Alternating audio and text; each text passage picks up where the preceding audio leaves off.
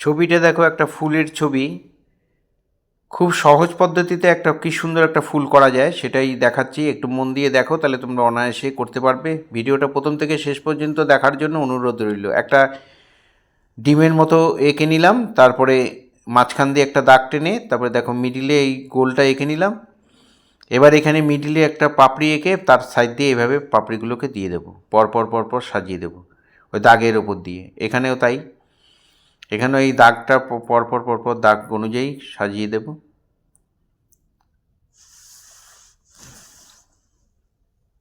এখানেও পরপর সাজিয়ে দেব। এই ফুলটাও তাই, আগের ফুলটা যেভাবে করেছি এটাও সেই একইভাবে। একটু মন দিয়ে দেখলে তোমরা অনায়াসেই করতে পারবে। ভালো করে দেখতে হবে, আর ভিডিওটা মন দিয়ে দেখো প্রথম থেকে শেষ পর্যন্ত, অনায়াসেই করতে পারবে। এখানে ডাল এঁকে দিলাম, আর এখানে একটা পাতা এঁকে দিলাম, এই পাশে একটা পাতা এঁকে দিলাম, আর উপরে একটা পাতা এঁকে দিলাম। এই আমার হয়ে গেল ড্রয়িং। এবার আমি শেড করব। ইয়ারবাড সবার বাড়িতে থাকে। আমি একটুখানি সাপনারের খসখসা জায়গাটা পেন্সিলটা ঘষে নিয়ে সেই কালিটা নিয়ে আমি দেখো এখানে পাপড়ির মাঝখানে সাইডগুলোতে দিয়ে দিলাম। প্রত্যেকটা পাপড়ির ভেতর থেকে শেডগুলো আসবে।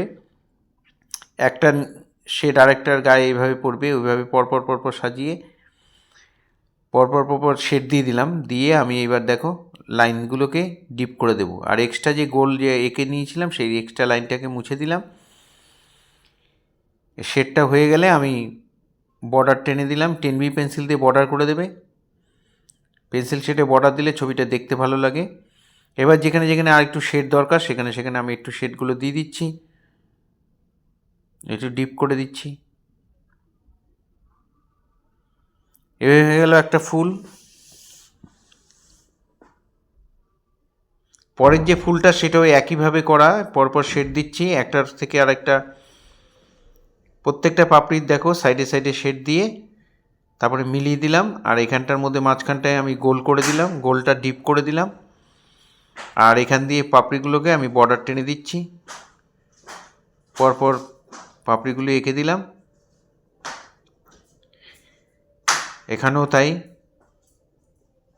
আর পেন্সিল দিয়ে বর্ডার টেনে নিয়ে আমি যেখানে যেখানে ডিপ দরকার সেইগুলো ভেতর দিকগুলো আমি আর একটু শেড দিয়ে দিচ্ছি, একটু ডিপ করে দিচ্ছি।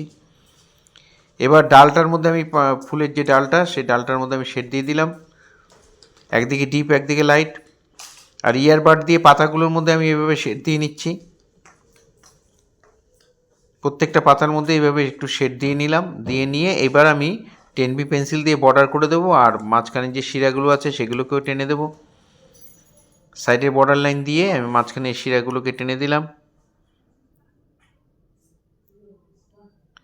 প্রত্যেকটা পাপড়ি একইভাবে করবে।